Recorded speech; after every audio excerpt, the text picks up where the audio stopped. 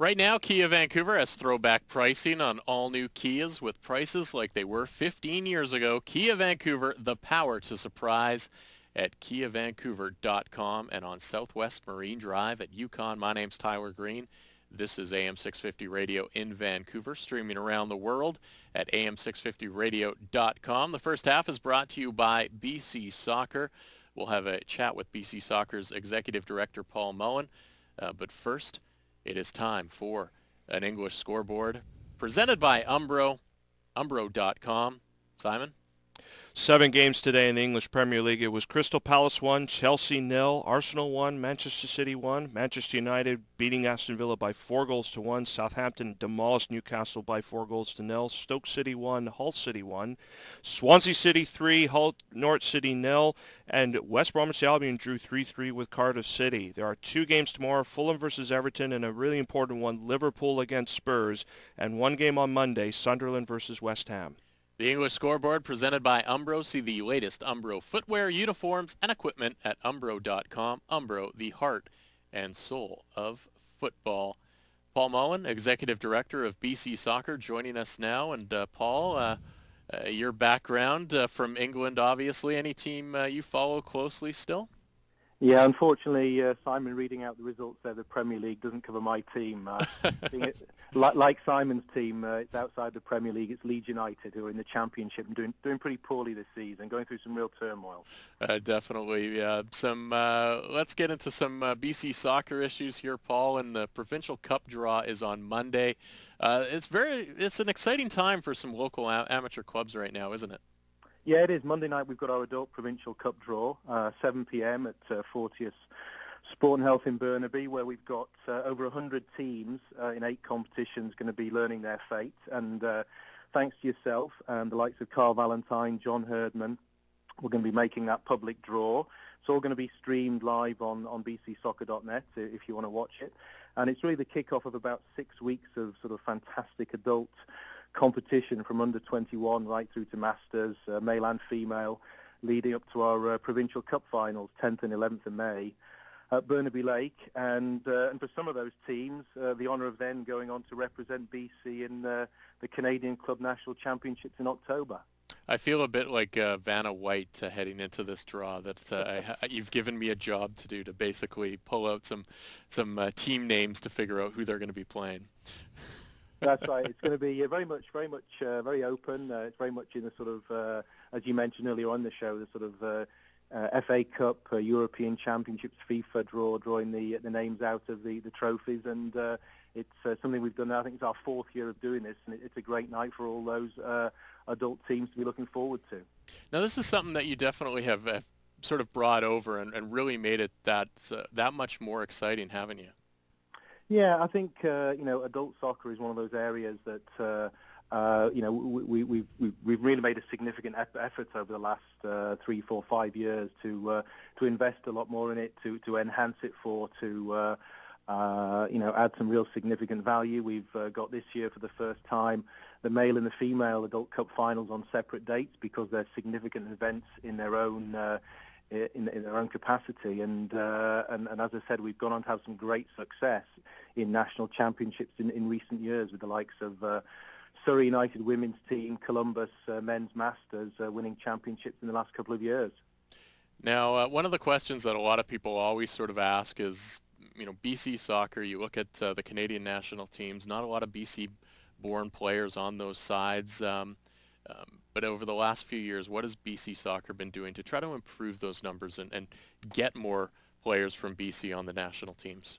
Yeah, I mean, obviously, a number of your listeners have been around a lot longer in BC than I have, but for many years, I think there was a lot more players, and I think that was probably because of the game was far less developed across Canada. There was a number of the national team coaches and managers were from BC as well, and a lot more of the country has now become more professionalised. I think you have to remember also that there is only 13% of all players in Canada are actually from BC, and at the moment we're still regularly having 15 to 20% across all national teams who are from BC. So we're still doing pretty well. But it's our job to continue to work with our professional partner locally, the Whitecaps, Canada Soccer, and all of our clubs to provide that widest pool of high-performance players on the boys and girls side to progress through to the CSA and to professional teams as well. So, and one thing we have done as well is I think we're the only province where we've actually made a very public commitment in our strategic plan for actual targets we want to hit. So we're very transparent in terms of, the numbers we are trying to get on those national teams. Executive Director of BC Soccer, Paul Mullen, joining us here on Kia Vancouver Soccer Talk. And you kind of touched on it there, Paul, but there has been in years past a lot of that dysfunctional family in years past, with that connection between the provincial organizations, with the professional clubs, with the CSA. How has that improved over the last few years? Because it does seem like there's a lot more of all three of your groups now working together a lot better. Yeah, I think even in the short time I've been here, 3 years, I think we're already seeing, significant collaboration right from CSA down to province, down to clubs, leagues, district. I think that is one of the things that people used to, regularly talk about. There was fantastic work going across the whole of the game in BC, but there was this sort of lack of coordination of it. And I think, the likes of ourselves, the CSA, getting our plans aligned in terms of what are the priorities, in terms of our plans, are very much integrated with our members in terms of what their priorities are. So the soccer community has helped develop and have input into a number of key things across BC in the last few years, including the development of our EA Sports BC Soccer High Performance League, which is very much part of the integrated pathway. So I think there's been a lot of change. There's some tremendous work, going across the whole of BC, every level of the game. And I think it's our job, as the provincial body, to make sure that collaboration continues.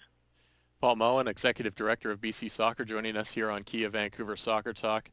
Paul, we talked a little bit about how you're trying to develop players and move them into the national teams and programs. But you're also trying to do some stuff with coaches as well and get those improvements and the area of getting more coaches coaching and getting their badges and improving the just overall coaching here in BC as well. Yeah, coach education is probably one of our biggest priorities. We've made a number of public commitments in our strategic plan, both at grassroots and high-performance coaching levels. And I think it's vitally important that we provide that best environment possible for players, especially young children, that they have the most positive experience possible. And a coach with appropriate education is a key element in providing that. We've developed, and 2 years ago we started a three-hour free grassroots workshop for anybody to take part in. We've delivered, we will deliver by the end of the second year of that, over 3,000 people that have been through that workshop. And that isn't even part of the sort of formal coach certification, where for the last couple of years we've had the first level of that, the Active Start course, for free. And similarly, the last 4 or 5 months, we've actually had the first 2 levels of the formal certification coaching program free as well. And I think it's a real commitment that we've made. The CSA have made some national commitments, and I think equipping those tools, especially at the grassroots level, is really key to provide that positive experience for players who are coming into the game. Now, Paul, it's pretty exciting times here in Canada, especially with the women's game. The U20 FIFA World Cup is hosted in Canada here this year. And then next year in 2015, the Women's World Cup comes to Canada. And BC, of course, BC Place hosting the final. BC Soccer very much involved in that and promoting and raising awareness. I know that there's the giant jersey that I really like, and I have to go out and sign it at some point. But what else has BC Soccer got planned? Yeah, I mean, next summer is going to be, a fantastic opportunity for people across the province to get engaged and be involved in the Women's World Cup. We're working very closely with Canada Soccer, provincial governments, and many other bodies in promoting awareness of how to get involved. We've got a lot of details on our website in terms of how to get involved, whether it be volunteering, signing up for priority ticking, schedules, the draw, which takes place in December. You also mentioned, yes, our giant jersey, currently named Big Red, which is a 20-foot high replica of our BC Soccer Provincial Development Kit. And we're taking that across the province to help promote the competition, encouraging players, parents, anybody in the general public to sign it and be photographed with it. And the idea is that we'll collect thousands of signatures from people across BC and hand that over to the Canadian soccer women's national team as a symbol of our sort of good wishes in next year's tournament. And in terms of local opportunity, there's one very much tomorrow. It's the Metro Women's Soccer League Adult Finals at Burnaby Lake, 12:30 to 2:30. The Giant jersey will be making an appearance, so I'd encourage anybody to come along. Some great soccer going on. We'll have Brittany Baxter from the women's national team also present during that time, so we'd certainly encourage you to come along, get involved, and if you can get involved in any way prior to next summer, then as I said, go to our website and there's plenty of details of how you can get involved. I love the Twitter account for the Giant jersey there with the likes Sharpies and beans sign, dislikes sharp objects.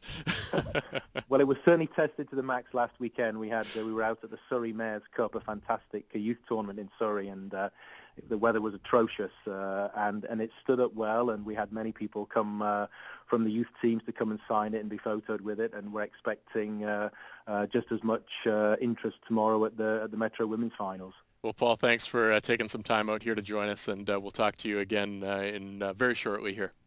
Thanks, Tyler, and see you on Monday night.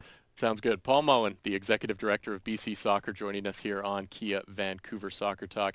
You can find out everything you need to know, whether it's becoming more involved in coaching, a player, refereeing. Visit bcsoccer.net to learn how to become more involved in the game of soccer.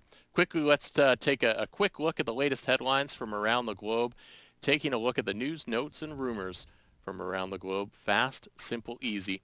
Whether it's a cruise, a trip across the world, or a trip to see your favorite team play around North America, Neil and the team at Uniglobe One Travel have you covered. The number to call, 604-677-1495, 677-1495. The Mirror reporting that Real Madrid will offer Ashley Cole £8 million on a 2-year deal to leave Chelsea. Soccer News saying Alan Pardew will get a considerable transfer kitty this summer to improve Newcastle. And Forza Italia saying Juventus will offer money and players just to get Borussia Dortmund's Matt Hummels. More audio from the Whitecaps versus Houston coming up in the second half of Kia Vancouver Soccer Talk, along with David Sandles from Expert Physio. But first, it's time for a BC Soccer Profile presented by bcsoccer.net. Time now for the BC Soccer Profile, showcasing special achievements and success stories from throughout the province. Making its first appearance at the Mayor's Cup on March the 16th, the BC Soccer Giant jersey will continue to travel the province over the next 15 months to bring awareness to the FIFA Women's World Cup Canada 2015. Sitting around 20 feet high, the Giant jersey loves to be signed by adults and kids alike. Follow BC Soccer and hashtag Sign the Jersey on Twitter at 1BCSoccer and on Instagram to take part in upcoming contests. If you'd like to learn more about the Giant jersey and to become more involved with soccer in your community, visit bcsoccer.net.